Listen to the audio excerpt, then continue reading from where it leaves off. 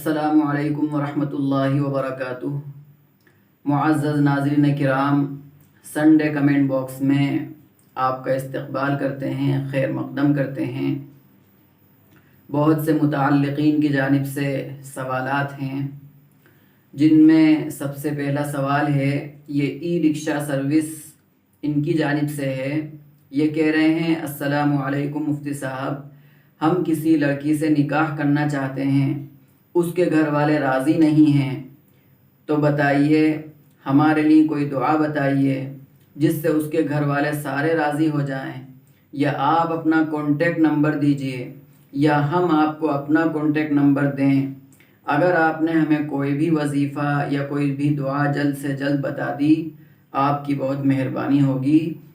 ہمارا نام ہے محمد شاہ زیب۔ اس سے پہلے بھی ایک ویڈیو جو ہے بنائی ہے، جس کے اندر بھی یہ جواب آپ کو مل جائے گا، آپ اس کو بھی دیکھ سکتے ہیں۔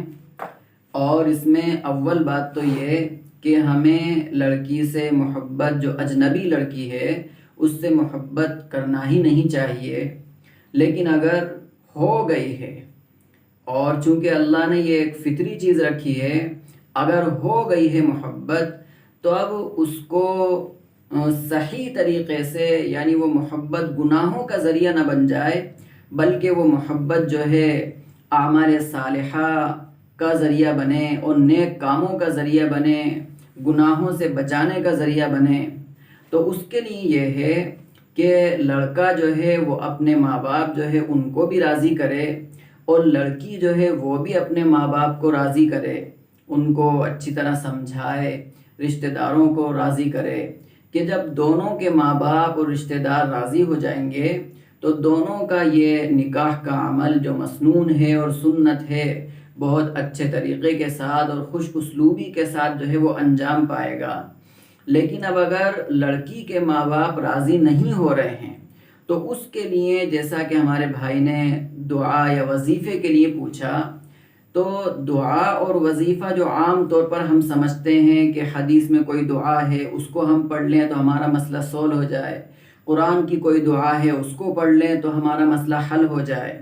گرچہ دعائیں ان کا بھی اہتمام انسان کو کرنا چاہیے، لیکن ایک روزانہ کا عمل جو اللہ نے ہمیں دے رکھا ہے، جو کیا سب سے بڑا وظیفہ ہے، کہ جس عمل کے بعد انسان دعا کرتا ہے تو اس کی دعا ضرور بھی ضرور قبول ہوتی ہے،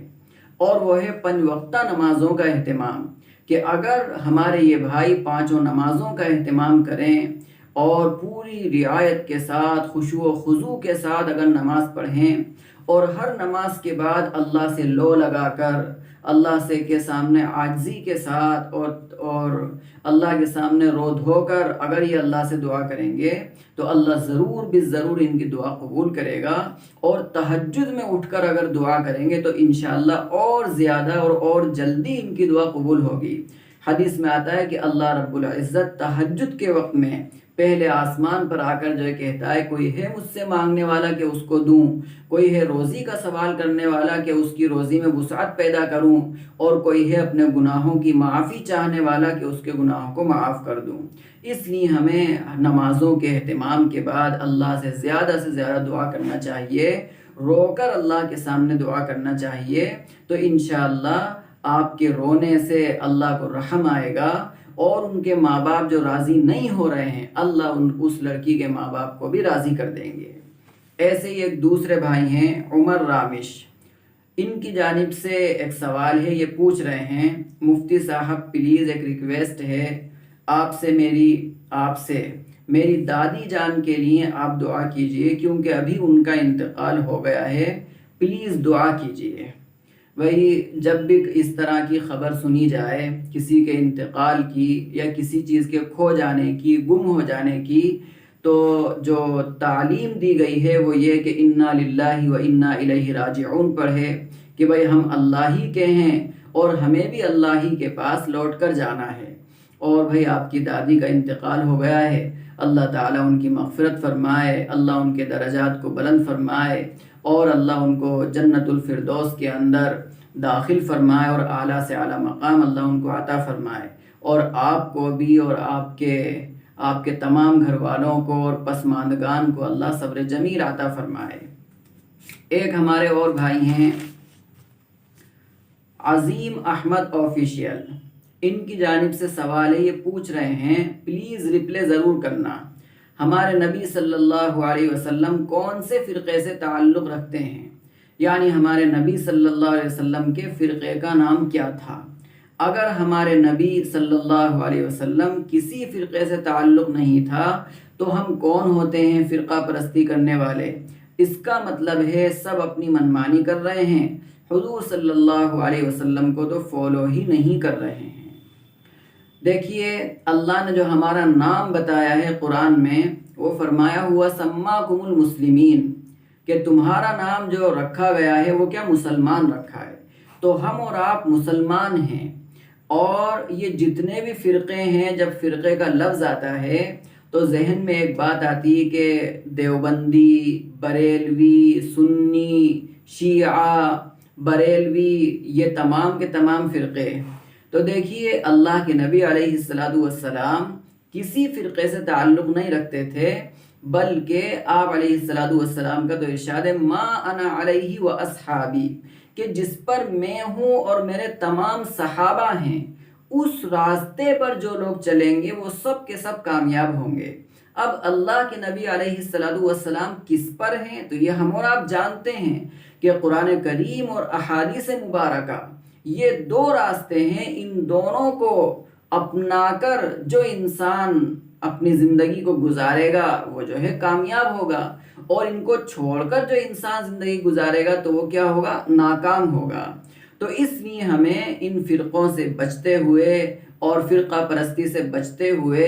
جو اعمال ہمارے نبی نے بتائے ہیں اور جو کام کرنے کے لیے کہے ہیں ہمیں ان کو کرنا چاہیے، اور جتنی چیزوں سے ہمیں منع کیا ہے اور روکا ہے ہمیں ان سے جو ہے بچنا چاہیے۔ جب ہم اعمال صالحہ کرنے والے بن جائیں گے اور اعمال سیئہ سے بچنے والے بن جائیں گے تو اللہ کے مطیع و فرما بردار ہو جائیں گے، اور پھر اللہ جو ہے ہمیں ہر جگہ جو ہے وہ کامیاب فرمائے گا۔ تو اس سے یہ بات معلوم ہوئی کہ یہ فرقہ پرستی یہ کوئی چیز نہیں ہے، اصل ہمارے لیے جو گائیڈنگ کا کام دینے والی ہیں وہ قرآن اور حدیث ہے، ہمیں اس کے مطابق زندگی گزارنا چاہیے۔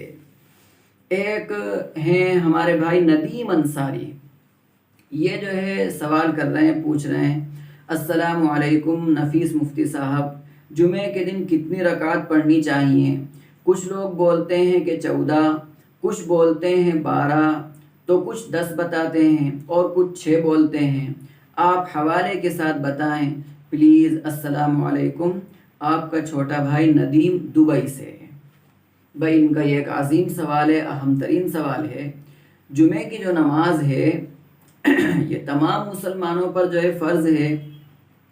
اور اس کو ہم میں سے ہر ایک کو پڑھنا بھی چاہیے۔ اب رہی بات کہ جمعے کی نماز میں کتنی رکعتیں ہیں، تو جمعے کی نماز میں 14 رکعتیں ہیں، اور یہ تمام کی تمام 14 رکعتیں آپ کو حدیث کے اندر بالکل مل جائیں گی۔ آپ مصنف ابن ابی شیبہ ہے، آپ اس کو دیکھ سکتے ہیں، آپ کو جمعے کی نماز کی جو رکعات ہیں ان کی تعداد ہیں وہ آپ کو مل جائیں گی۔ مسلم شریف کے اندر آپ دیکھ سکتے ہیں، اور ترمذی شریف کے اندر بھی آپ دیکھ سکتے ہیں کہ یہ 14 رکعتیں ہیں۔ ان میں سب سے اول تو 4 سنت ہے، پھر 2 فرض ہے، اور پھر 4 سنت ہے، پھر 2 سنت ہے اور 2 نفل ہے، یہ 14 رکعت ہیں۔ تو ہمارے جو بھائی ندیم انصاری ہیں یہ پورا یقین رکھیں، حدیث کے اندر اگر یہ دیکھیں گے تو ان کو انشاءاللہ پوری 14 رکعت کی تعداد ان کو مل جائے گی، اور جن بھائیوں نے بھی ان کو بتایا ہے وہ صحیح نہیں ہے، بلکہ حدیث میں اللہ کے نبی علیہ السلام نے جو بات ہمیں بتائی ہے یا جو آپ کے عمل سے ہمیں ملتی ہے ہمیں اس کو لینا چاہیے اور ہمیں اس کو فالو کرنا چاہیے۔ تو میں سمجھتا ہوں کہ ہمارے جتنے بھی بھائی ہیں جنہوں نے سوالات کیے تھے وہ الحمدللہ جوابات جو دیے گئے ہیں ان سے مطمئن ہو گئے ہوں گے۔ اللہ ہم سب کو صحیح سمجھ کر عمل کی توفیق عطا فرمائے۔